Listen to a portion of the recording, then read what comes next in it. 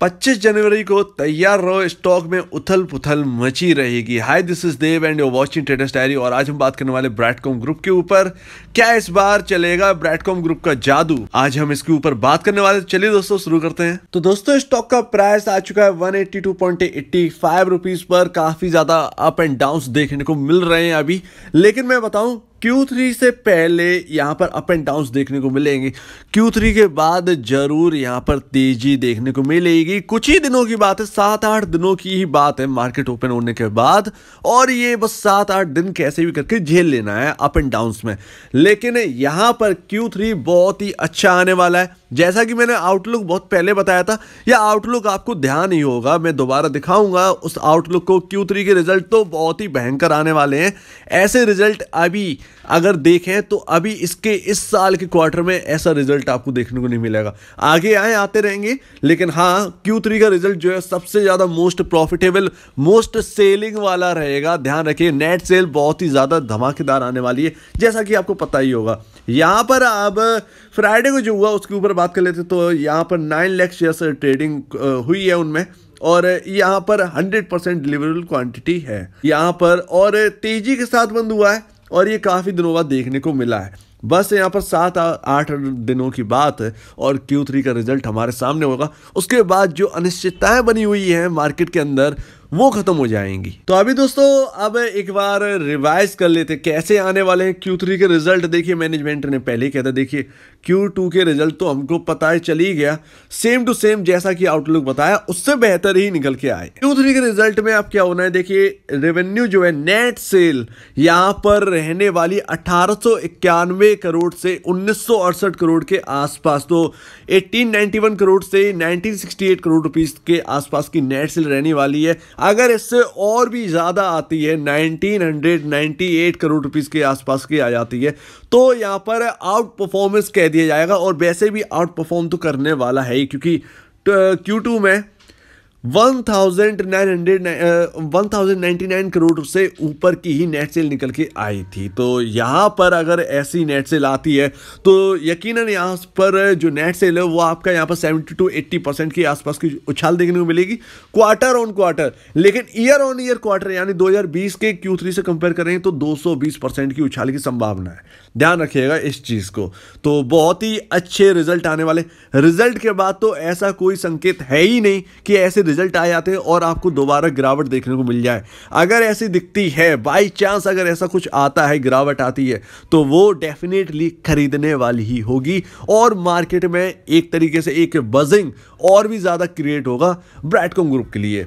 यहां पर एबिटा की बात करते हैं। अब EBITDA के बारे में छोड़ दीजिए, यहाँ पर हम देखते हैं प्रॉफिट आफ्टर टैक्स कैसा रहने वाला है।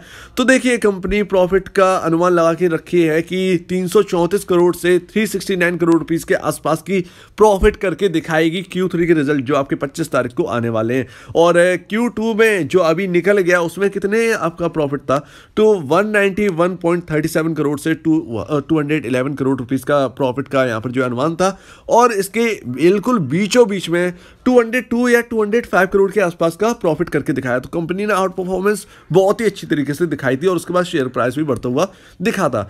यहां पर क्वार्टर ऑन क्वार्टर में भैया एक चीज देखने वाली हुई है बात है कि क्वार्टरली जो EPS है वो आपका उछाल देगा, और 3.22 से 3.56 पर का EPS जो है, अर्निंग पर शेयर जो है, वो रहने का अनुमान है। और अभी आपका ईयरली अगर हम बात करें तो ईयरली आपका EPS जो है वो 5.62 या 5.32 के आसपास है। ठीक है ना। जब क्वार्टरली इतना बढ़ता रहेगा, तो जब एनुअल रिजल्ट जो आपके आएंगे मार्च में, उसमें कैसा आपको EPS देखने को मिलेगा, तो 8.36 से 9.24 का EPS आने का पूरा अनुमान है। तो 5 से बढ़कर 9.24 अगर EPS पहुंच जाता है तो इससे बढ़िया कंपनी और क्या होगी, इतने कम मार्केट कैप वाली।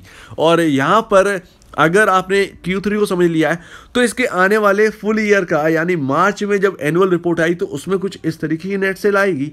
4982.57 करोड़ से 5084.26 करोड़ के आसपास की नेट सेल आनी है। और प्रॉफिट आपका इस साल का होगा 859 करोड़ से 960 करोड़ के आसपास का प्रॉफिट का पूरा अनुमान है। तो इससे बढ़िया और क्या होगा। और ऊपर से आपका डॉलर भी जो है वो हाई पर रहा है, 75-76 के आसपास का डॉलर है। तो यहाँ पर Q3 का जो यहाँ पर आने का अनुमान है, Q3 के और भी ज़्यादा बेटर रिजल्ट आने का अनुमान है, क्योंकि यहाँ पर जो कंपनी ने जो कैलकुलेट किया है वो 74.20 के आसपास जो डॉलर था उस वक्त जब इसका आउटलुक निकल के आया, तब उन्होंने ये अनुमान किया था। अभी तो 76 चल रहा है डॉलर, 75 या 76 के आसपास चल रहा है, 75 से ऊपर ही होगा। तो इस तरीके के डॉलर में जो उछाल है वो इस कंपनी की और भी ज़्यादा हेल्प करेगी। तो उम्मीद है आपको इसका आउटलुक पसंद होगा। इसके Q3 के रिजल्ट तो आपको अच्छे लगने ही वाले हैं। सिर्फ और सिर्फ 7-8 दिन की बात है। जैसे भी अप डाउन्स आए झेल लीजिए इनको, उसके बाद तो फिर तेजी ही तेजी। हो सकता है कि ये स्टॉक 2 टाइम्स यानी 2 गुना हो जाए यहाँ से। तो ध्यान रखना है आपको इस शेयर के ऊपर। तो ये काफ़ी ज़्यादा ये जो भी आपको मीडिया या कुछ भी आपको यूट्यूब पर अगर आपको ऐसे दिखती है कि अब इसकी तेजी खत्म होने वाली है, ये सब है या वो सब है, तो ये सब गलत है। ये ओवरबाउट है, ये ओवरसोल्ड है। भैया आंकड़े देखिए, रेवेन्यू किस तरीके का आने वाला है, आपका प्रॉफिट किस तरीके का है। तो ये जब यही कंपनी अच्छा कर रही है सब कुछ, तो वैल्यूएशन तो ऑब्वियस सी बात है बढ़नी ही है। तो इस पर ध्यान देना है आपको, इसके वैल्यूएशन के ऊपर, इसके आने वाले रिजल्ट्स के ऊपर ऑटोमेटिक आपको वैल्यूएशन बढ़ती हुई दिखेगी। और जब वैल्यूएशन बढ़ेगी तो शेयर प्राइस तो बढ़ेगा ही। अभी जैसा कि मैंने कहा था आपको, ईपीएस देखिए 5.72 है, 5.24 नहीं है, 5.72 है। इससे बढ़कर 9.24 हो जाएगा। इससे अच्छी बात और क्या है, ईपीएस में इतना भारी उछाल। यहां पर अगर आपको बताऊं, पी रेशियो 31.94 है। अगर यहाँ पर कोई खरीदता है या खरीद कर आप बैठे हैं, या जिसमें जो गिरावट दिखी थी 148 के आसपास जो आई थी गिरावट, तो अगर आपको ये गिरावट में आपने खरीदा है तो आपको मैं बताऊं, आपको तो और भी ज़्यादा बेनिफिट मिल रहा होगा, क्योंकि ये तब जो पी रेशियो वो था 28 या 26 के आसपास, और तब आपने खरीदा और अब आपको रिटर्न मिल रहा है। तो इससे अच्छी और क्या बात होगी। यहाँ पर इंडस्ट्री पी देखिए 37.36 का है। तो अगर पी रेशियो को कंपेयर करें तो अभी भी आपके पास 4.5 से 5 पॉइंट के आसपास का डिफरेंस है। तो अभी स्टॉक में तेजी बरकरार रहेगी। इसके रिजल्ट से पहले हो सकता है कि ये 204 रुपए का लेवल जो है वो पार कर दे। और अगर ये पार कर देता है तो जैसा कि मैंने कहा है 250, 240 से 250 का टारगेट जो है वो निकल के आता है। तो इस पर ध्यान रखना है। अगर 204 निकलता है तो सीधे आपको 240 से 250 रुपए का लेवल जो है वो आने का इंतजार कर रहा है। साथ में मैं आपको ये बता दूं, अगर क्वार्टरली रिजल्ट इतने बेहतरीन आने वाले Q3 के, तो आपको इसका पी रेशियो जो है ना वो आपको नीचे गिरता हुआ दिखेगा। और जितना नीचे पी रेशियो जाता जाएगा उतना ही आपके स्टॉक की जो तेजी की जो पोजीशन है वो बढ़ती जाएगी। तो ध्यान रखिएगा, जब Q3 के इतने अच्छे रिजल्ट आएंगे तो आपका जो है प्रॉफिट बढ़ेगा, तो आपका पी रेशियो जो है वो कम होगा। और पी रेशियो कम होना अच्छी बात है, ठीक है ना। जब पी रेशियो आपका 25 के आसपास रह जाए और आपका जो स्टॉक का प्राइस है वो 250 के आसपास हो, तो आपकी संभावना जो है ना वो 10 पॉइंट जो कवर करने की जो है वो आपके जो स्टॉक है उसमें आ जाएगी। तो इसको आपको समझना है। भले ही आपको पी रेशियो बाद में देखने को मिल जाए Q3 के बाद, लेकिन भैया यहाँ पर Q3 का वेट करिए। उससे पहले आपको कुछ नहीं देखना। अप एंड डाउन आते रहेंगे, आगे भी आते रहेंगे, उनमें सिर्फ खरीदने की यहाँ पर सोचने की एक जरूरत है, बस और कुछ नहीं है। डिजिटल काम है, डिजिटल कंपनी, भाई आज के जमाने की यही ताकत है, डिजिटल। तो ध्यान रखना है इसके ऊपर। और अगर मैं आपको बता दूं इसके RSI के बारे में, तो RSI आपका न्यूट्रल है, CCI आपका न्यूट्रल है, विलियम आपका न्यूट्रल है, मनी फ्लो इंडेक्स भी आपका न्यूट्रल है।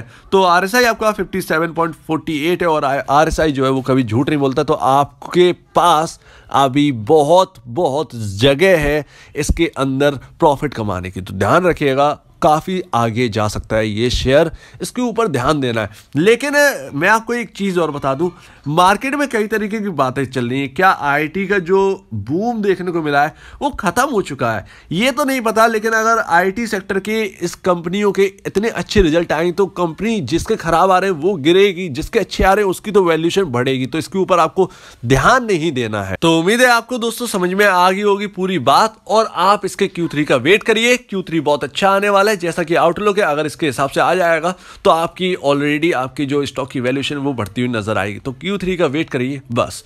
तो आशा करता हूँ आपको पूरी बात समझ में आ गई होगी। अगर आपको इस वीडियो में कोई भी प्रॉब्लम है, कुछ पूछना है, कुछ बताना है, कुछ कहना है तो प्लीज कमेंट सेक्शन में कहिएगा। और अब दीजिए मुझे इजाजत। वीडियो देखने के लिए बहुत बहुत धन्यवाद दोस्तों।